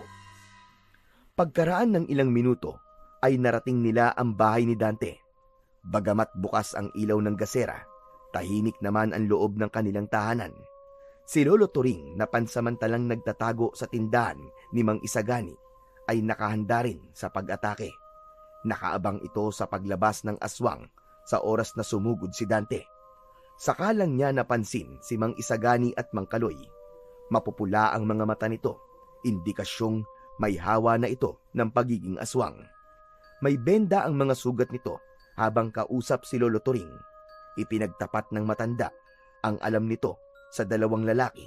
Kaya naman, matapang na sumugod ang dalawa para sana ay umatake kay Sandra. Pinigilan lang ito ng matanda para hindi masira ang kanilang mga plano. Tumangulang siya sa mga ito bilang pagpapaalam. Saka ibinaling ni Dante ang paningin sa nakabukas na pinto at itinago ang water gun sa kanyang likod. Tay, nandito na po ako, Tay. Patawarin niyo po ako kung nagkamali po ako. Hindi po ako dapat umalis. Tay! Ngunit walang narinig na tugon si Dante mula sa kanyang ama. Inulit niya ang pagtawag kay Mang Roman, kaya lang si Sandra ang lumabas sa silid ng mga ito. Nakangisi ito na parabang wala itong ginawang masama sa kanya. Katulad ng dati ay nagkukunwari itong walang alam. Naging mabilis ang likot ng kanyang mga mata para hanapin si Mang Roman, ngunit wala ito sa loob ng bahay. Bakit, Dante? Si Roman ba ang hinahanap mo? Umalis na siya kanina pa. Ibiniling niya sa akin na pakainin daw kita kapag umuwi ka na. Tigilan mo ako! Nasaan si tatay? Ilabas mo siya! Teka, sandali lang naman. Bakit ka ba sumisigaw? Mas lumapit si Sandra sa kinatatayuan ni Dante habang ang daliri nito sa mga kamay ay ipinatong nito sa kanyang balikat. Naramdaman niya ang unti-unting paghaba ng kuko nito sa daliri habang nakatayo ito sa kanyang likuran. Saka lang niya napansin ang mabahong singaw ng katawan nito na parabang malansang isda. Napasulyap siya sa balat nito sa braso na may mga paso at doon niya napagtantong ito na nga ang aswang na awok. Ang aswang na nagtatangka sa kanyang buhay. Napangiti siya at napalayo sa kinatatayuan ng babae. Kaya naman, nagtataka ito sa biglang pagngisi niya. Hindi mo na ako maluloko, hayop ka! Alam ko na ngayon kung sino ka! Mabilis na kinuha ni Dante ang water gun sa kanyang likuran at itinutok yun sa natitigilang si Sandra. Nang makita nito ang hawak niyang laruan, ay napahalakak ito ng tawa habang unti-unting nagpapalit ng anyo sa kanyang harapan. Big, tubig ang ipantatapat mo sa akin. Nagpapatawa ka ba? Hindi lang to basta-bastang tubig. Nasaan ang tatay ko? Ilabas mo siya. Kung ayaw mong ubusin ko ang laman ng laruan na to sa katawan mo. Tumigil ka. Hindi mo ako matatakot. Ikaw ang binibigyan ko ng pagkakataon para mabuhay. Kaya't sa ayaw mo't sa gusto, kakainin ko ang laman loob mo at sisipsipin ko ang dugo mo. At si Roman, akin na siya. Wala ka nang magagawa. Hinilabit ni Dante ang gatilyo ng kanyang baril-barilan at lumabas ang tubig sa dulo nun. Diretso ang pagtama sa mukha ni Sandra. Napasigaw ito ng ubod lakas. Kaya naman, pumasok na sa loob ng bahay ang dalawang kaibigan ng kanyang ama. Kasabay ng pagpapalit ng mga ito ng itsura, ay inatake ng mga ito si Sandra na mabilis ring nakapagpalit ng anyo. Nagpambuno ang mga ito sa sahig, nagawa sa tabla, habang si Dante ay sinimulang hanapin ng kanyang ama. Habang nagkakagulo ang mga baboy ramo sa pakikipaglaban, tuluyang nahawa na sa pagiging aswang ang dalawa at nakikipagtapatan na ng lakas sa makapangyarihang aswang na awok. Pagpasok niya sa loob ng silid ng kanyang ama, ay nakita niyang nakagapos ang mga kamay nito sa silya. May busal ang bibig nito habang nagpupumiglas sa upuan. Tay! Tay! Ililigtas ko po kayo! Hindi pa man tuluyang nakakalaga ng tali ni Dante ang gapos ng kanyang ama, ay bumalandra naman siya sa dingding ng silid. Naramdaman niya ang sakit mula sa sugat niya sa likod. Narinig niya ang malakas na pag-angil ng baboy ramo. Napilit siyang pinipigilang makalapit sa kanyang ama. Maigpit niyang hinawakan ang kanyang laruan at pinuntirya niya ng tubig ang mukha nito. Halos pasuray-suray itong lumabas ng silid. Saktong paglabas nito ay pinagtulungan naman ito ni Namang Isagani at Mang Kaloy para kagatin sa leeg. Kaya lang, malakas ang kalaban. Bumagsak sa sahig ang dalawa. Kaya't si Lolo Turing naman ang gumamit ng pangontra. Habang binubuhusan ng matanda ang katawan ng aswang, ay tumayo naman si Dante at kinalabit ang gatilyo ng water gun. Sa mukha niya ito pinuntirya at kagaya ng sinabi ni Lolo Turing, sa harap nila mismo, nagpalit ng balat ang aswang at nangihinang bumagsak sa saig. Doon na sinamantala ng dalawang lalaki ang pagkakataon. Pinagtulungan ng mga ito si Sandra para patayin. Habang nasa anyo ito ng baboy ramo, walang awang pinagluray-luray nila ang katawan ng aswang na awok. Si Mang Roman naman ay pinakawalan ni Lolo Turing. Nabigla rin ito sa mga natuklasan tungkol sa totoong pagkatao ng kinakasama nitong kabit. Ibinuhos nila ang natitirang tubig na may tinadtad na bawang at dinikdik na sili at asin, at sa harap din nila nasunog ang katawan nito hanggang sa maging abo. Sinamang Isagani at Mang Kaloy ay tinulungan ng matanda na bumalik sa dati nitong anyo. Ang abo mismo ng katawan ng aswang na awok ang ginamit para mawala ang hawa ng aswang sa katawan ng mga ito. Parang walang nangyaring gumaling ang mga ito sa pagiging aswang. Diyos ko! Aray ko! Sumakit yata ang balakang ko sa laban na yun Lolo Turing, maraming salamat po sa pagkakaligtas niyo po sa buhay namin. Tatay Turing, kayo po ba yan? Oo. Siraulo ka. Niloko mo ang anak ko. Ipinagpalit mo sa isang aswang na awok. Patawarin niyo po ako, Tay. Teka, sandali lang po. Siya po si Lolo Turing, natatay po ni Nanay. Oo anak, tama ka. Siya ang lolo mo. Lolo Turing, masaya po akong malaman na kayo po pala ang totoo kong lolo. Ako rin na po. Masaya ko na ikaw ang aking apo. Anak, patawarin mo ako. Kundi ako naniwala at nakinig sa'yo. Nagbulag-bulagan ako. Muntik na ako mapahamak nang dahil sa aswang na si Sandra.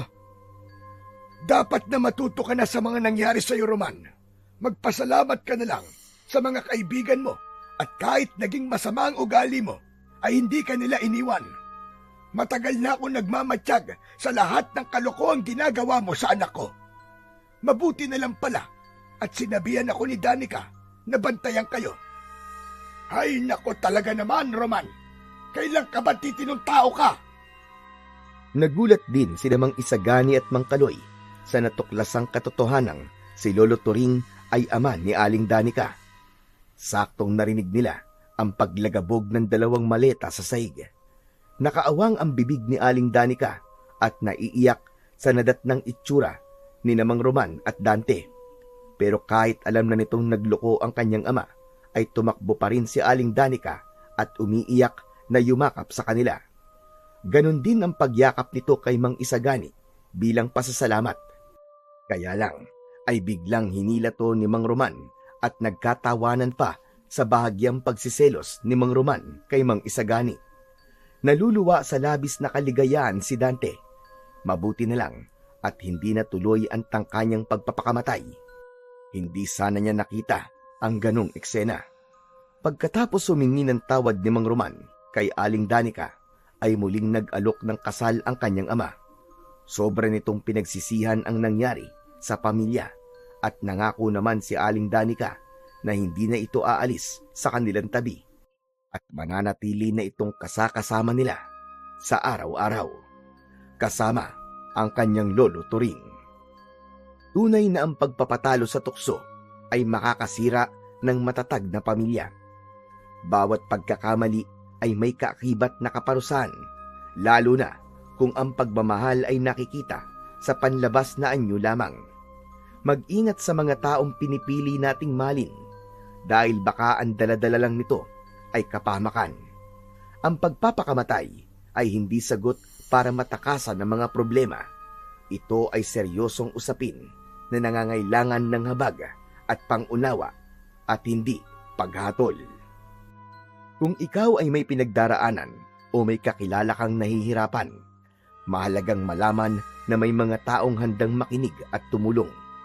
Hindi ka nag-iisa, may pag-asa at may mga taong nagmamalasakit. Matuto tayong harapin ang mga pagsubok sa buhay at patatatagin ka ng pananampalataya mo sa dakilang lumika. Dahil ang pagkitil sa sariling buhay ay malinaw na isang malaking pagkakasala sa mata ng ating Panginoon.